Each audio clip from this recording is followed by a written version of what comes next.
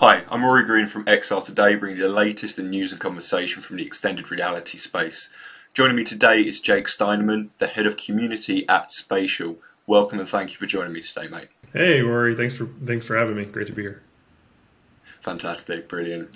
So why don't we start this conversation off by getting a little introduction to Spatial and what sets it apart as a metaverse solution, especially in this current day with so many competitors out there. Totally, yeah. So Spatial, we're a leading 3D social and co-experience platform that creatives can use to build and share interactive experiences and worlds online. And one of the big differentiators for Spatial is the ability to really build using existing tools that you know and love today in terms of for creators and builders, and then make those experiences instantly accessible in a web browser, first and foremost, and then also on mobile, iOS and Android, and in VR. So you can have these 3D worlds, these 3D experiences accessible anywhere and everywhere. And you can inhabit those experiences using a really wide range of avatar options. Fantastic. And from that idea of anywhere and everywhere, I imagine that flows into the new creator toolkit that you unveiled at GDC this year. Would you mind doing a little bit of a deeper dive into that creator toolkit and then also perhaps how it fosters that everywhere, everything mindset? Yeah, definitely. So, over the years, we've really gone on a journey with Spatial, with creators and with our community, which has been growing exponentially over the last couple of years. We started as a platform solely on headsets, on the HoloLens and Magic Leap, etc. And as we've evolved over time onto different platforms like web and mobile, the types of experiences that people and builders have been creating, and the types of experiences that explorers, as we call them, non-builders, have been wanting as well, has changed over that time, starting as a collaboration platform, moving into art galleries and things like that, more passive social experiences. And then going into the end of last year, the community is really looking for, and you're starting to see this at an industry level as well, more interactive experiences, more things to do once you come into an experience, or more guidance on what there is to do when you come into these 3D worlds. Because it's a 3D world that's so expansive, there's so many things that you could do or go and see that builders and creators needed more capabilities and things that they could use to build those experiences with. So Spatial being built on Unity as a whole, we wanted to take the power of Unity and give that back to creators and make it really easy for them to build on top of Unity and then publish that directly to Spatial. So our creator toolkit is also known as our Unity SDK. So you can build in Unity, basically using anything out of the box with Unity today, and then we give you a set of tools that layer into Spatial's platform. So you can publish your Unity experience, your Unity game, and then with one click, that experience instantly becomes accessible on web, mobile, and VR. So it's never been easier as a developer, or even if you don't consider yourself a developer or game developer, to take a Unity experience and make it extremely accessible through our creator toolkit. And that's fantastic. Obviously, the prospects of a cross-platform like that is wide and expansive. I guess there's also good room for a good opportunity, for branded content and for brands to take hold of that creator toolkit also. Exactly. Yeah. Brands, especially now with the Metaverse hype, which, hasn't receded at all, despite what there might be in headlines. Brands are really looking to get into these experiences and get into this new world, Web3, the Metaverse, immersive experiences, whatever you want to call it. So we've worked with a lot of brands, everyone from Hugh Blow to Hugo Boss to Tommy Hilfiger, McDonald's, the Utah Jazz, so many more. An endless number of brands that we've worked with, and they're all looking for that next level experience for their consumers, and their fans and their communities are looking for better ways to engage with those brands, more than just looking at a video or an image. They actually want to interact with those brands directly. So for example, Hugo Boss launched the Boss Immersive Showroom a few weeks ago during Metaverse Fashion Week, where it's a space that you can come into and not just look at the latest fashion, but actually go on a quest through that space, collect collectibles through that space, and as you're doing that, learning about the latest fashion, meeting other people who are in that space at the same time, who are really excited about the latest designs from Hugo Boss. And then at the end of that quest, you actually get rewarded with a virtual Hugo Boss wearable that you can put on your avatar via Ready Player Me and wear anywhere throughout Spatial, or really anywhere that Ready Player Me is accessible, which is thousands of other platforms. Fantastic, and that's a great Ready Player Me being a great company to work with. And I just wanted to also bring it over to engagement and retention. You know, I wanted to ask you, why have you shifted on interactivity in gaming? And I imagine it has a lot to do with audience retention, audience engagement, and new ways of harnessing that. Exactly. Yeah. So it's definitely giving, creators, more tools to build, but also giving those explorers, those visitors, more things to do. So they spend more time in the spaces, right? Because you can come to an art gallery and there's still so many people that are creating galleries for their art as well. But giving people more things to do makes it a more fulfilling experience once you're there. And, as a byproduct of that, you're spending more time, not necessarily just spending more time by yourself, but you're spending time with other people, meeting other people, socializing, doing things together. Think of it like when you go out with friends, into town to do something, do an activity, you want to do something together. It's the act of socializing. It's the same idea with, these virtual spaces and Spatial and other platforms like it, is that you want to go with your friends to go do something together. Over the last year, that's been going to art galleries and going to concerts and musical events and things like that. And now it's just adding the next thing is, hey, now we can go, play a game of mini golf, or we can go on a drive, through some like really cool cityscape, or race each other and things like that, and have it be really accessible. And all these experiences are being created by, indie developers, or everyone from indie developers to big studios. So you're getting a huge range of the types of content that you wouldn't normally get from, I'd say previous generations of game development, since the tools are so accessible and the distribution platforms and methods are so accessible. So that's really what it's all about, is giving people, Spatians, as we call them in our community, and really the internet at large, more things to do and have fun with when they're in these virtual worlds. Brilliant. And I want to dive a little bit deeper into the metaverse, excuse me, but also I would like to ask about the importance of really considering those developers at all levels, as you say, making accessible tools. How do you approach metaverse or immersive content developers at all levels? What tools do you give them? Yeah, so Spatial, we started as a platform where you can just drag and drop right in a browser. So you have either 2D or 3D content, and just drag and drop it right into a space. You can create a new space with a click and drag and drop and move your content around and have an immersive space. So even if if you're a photographer who just has images and you want to put them up in a space, you can do that without having to code. But for those who and we've had creators who have gone on this journey with us as we've added more tools to the tool set, to the ecosystem, who have been learning with us. So with Unity, it's great because we're bringing in tons of really experienced Unity developers who know Unity, right? There's over 1 million or I'd say even millions of Unity developers out there today who can take advantage of this. They don't have to learn a new studio tool or some new building solution in order to take advantage of Spatial. They can use something they know and love. But for the wider community, people who are kind of been on this journey with us, learning these tools, are learning how to use Unity. They're getting upskilled. Artists who were maybe more 2D artists or just 3D artists making 3D sculptures and things like that have been getting upskilled into this 3D world.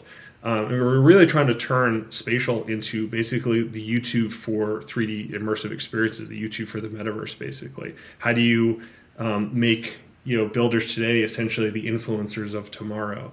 And just like various Adobe tools, iMovie, etc., are what YouTubers today use to create content among the endless other tools, Unity is really becoming the tool for Web3 and the metaverse, because it's so easy and accessible to build with that and now publish it and make that accessible to a huge audience. Fantastic. That's some really interesting thoughts. I just wanted to ask, and you kind of cover this in what you've just said, but how have you, as in Spatial, reacted to the past year of Metaverse hype? Obviously, it was very much in the news, and there was a lot of naysayers, and then the opposite. How have you reacted to that Metaverse hype leading into 2023?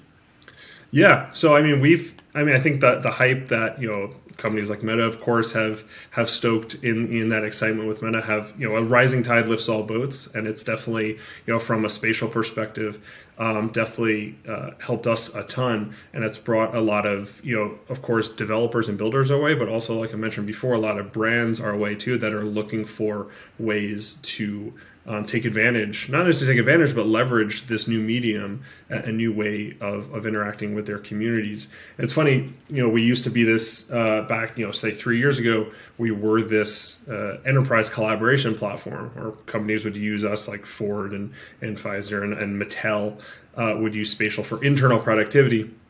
But now a lot of those similar companies and brands that we've worked with, before we were working with internal IT teams, and now we're working with a lot of those same companies and brands, but more their external marketing agencies.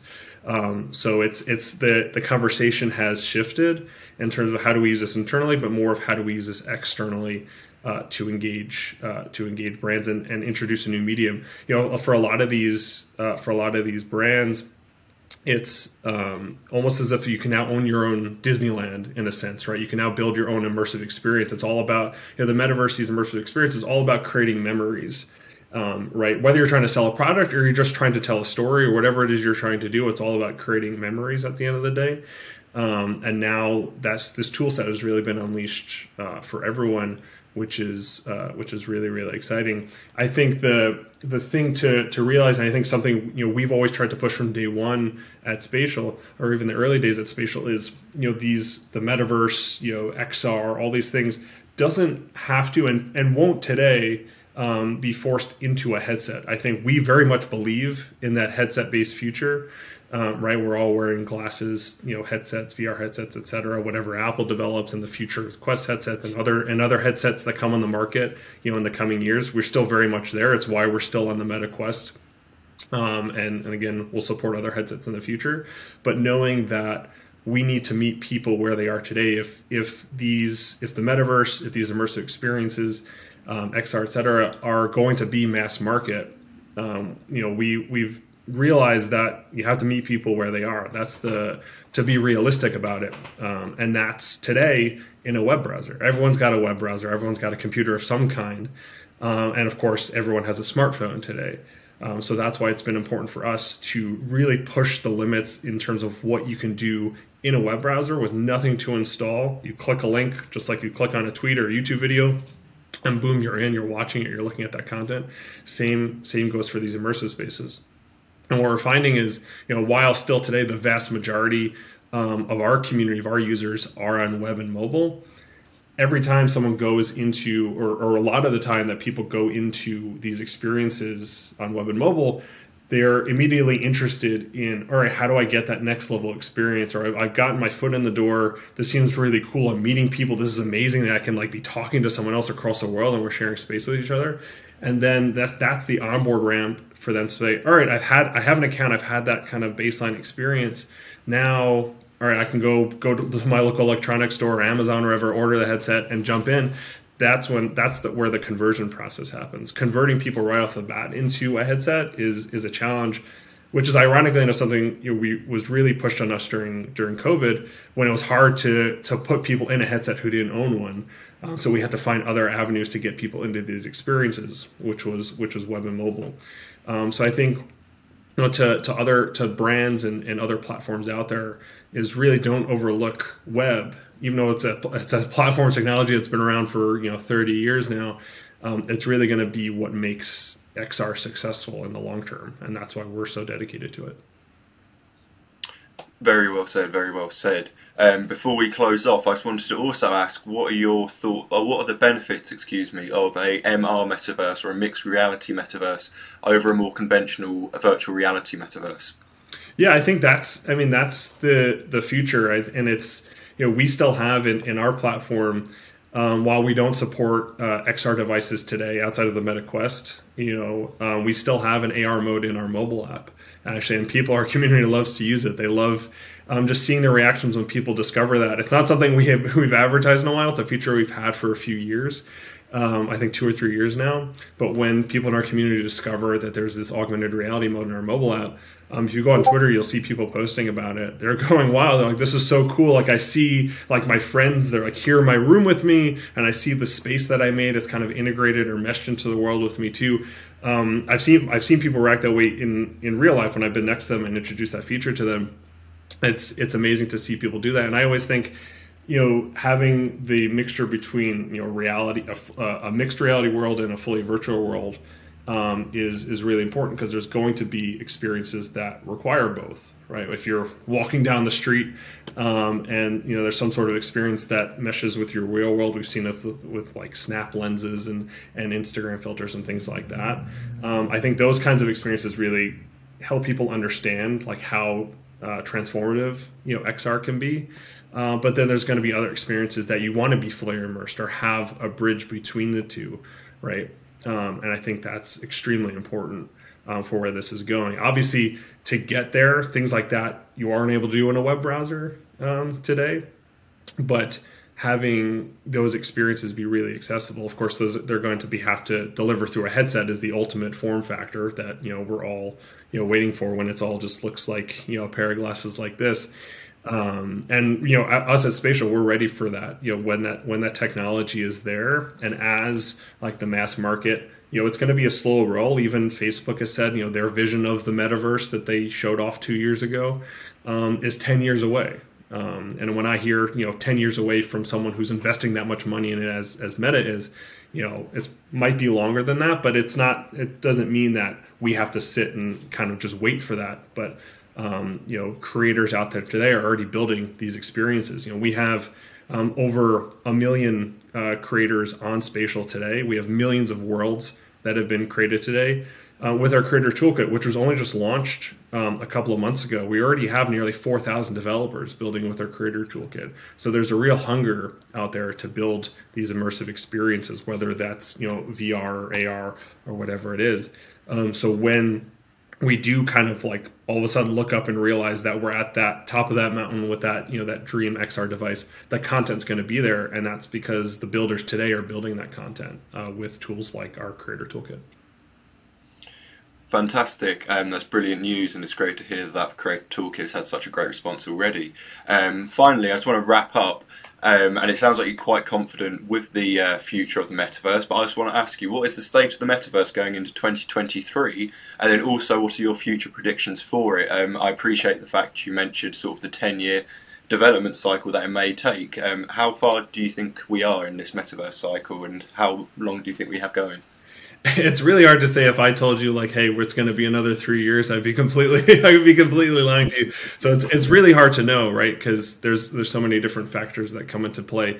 But I think with any good technology, there's going to be these step changes. There will be these big moments, like if the Apple headset, which is all the rumors are being talked about, that comes to fruition, I think that'll be a big moment that really lights a fire under the XR market, which I think has kind of been waiting for that a little bit.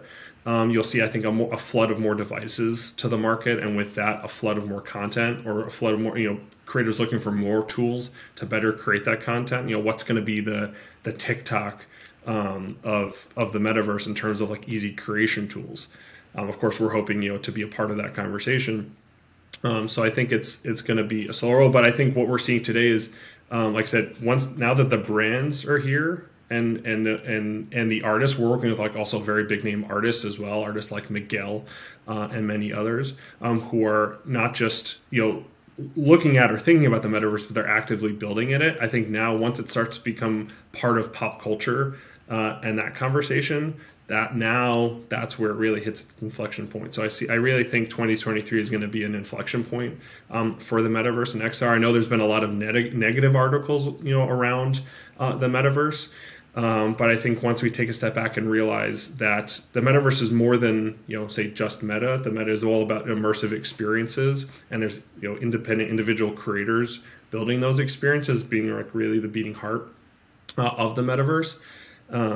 You'll see this year be a real inflection point in when things get built. And then beyond 2023, it's really hard to say, but I think that, combined with that this is also the year that creators are going to start, making money from the metaverse as well. We've talked about at GDC. One of the things I didn't mention earlier is that we are rolling out monetization strategies for our creators on Spatial. So stay tuned for more on that coming in June. But we know there's been creators building with us for a long time, and they've built up their communities. They've built up their stories, and we want to make that worthwhile for them, but also in a way that's worthwhile for their community as well, something that enhances the experiences that they're building. But stay tuned for more on that this year. But I think that's a trend that we're going to see across many different platforms in addition to Spatial. Fantastic. That's all incredibly insightful stuff. Thank you so much for your thoughts. So you asked people to tune in. Where can they tune in, and what's the best way for them to keep up to date with everything Spatial? Yeah, so you can follow us at spatial_io on basically all the different social medias. We've got a thriving Discord as well. If you go to spatial.io/Discord. And also recommend, if you're interested in building or curious more about our creator toolkit, if you go to spatial.io/toolkit, you can see everything you can build in there, everything from drivable vehicles to custom avatars to incredibly beautiful worlds that utilize Unity URP, everything in between. And feel free to reach out to me if you have more questions or want to learn more. My DMs are open. You can follow me at J.A. Steinerman. More than happy to chat with the XR community. Fantastic. Thank you so much for all of that. That's it from myself. To get more XR news, you can subscribe to the XR Today news channel and by following our social pages. I'm Rory from XR Today. Thank you very much for watching.